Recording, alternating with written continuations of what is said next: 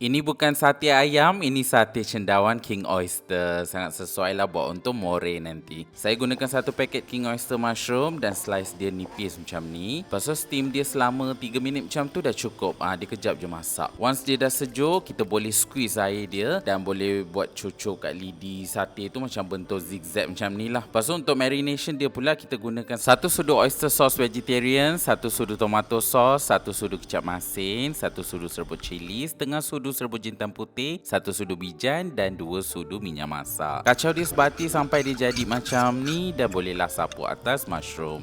Kalau pekat-pekat sikit boleh campur sikit air lah. Saya bakar dia pakai air fryer je 180°C selama 10 minit macam tu sampai dia nampak ada char grill punya feel. Make sure korang cuba kat rumah, bagi tahu Along apa korang rasa sate ni. Simple dan sedap.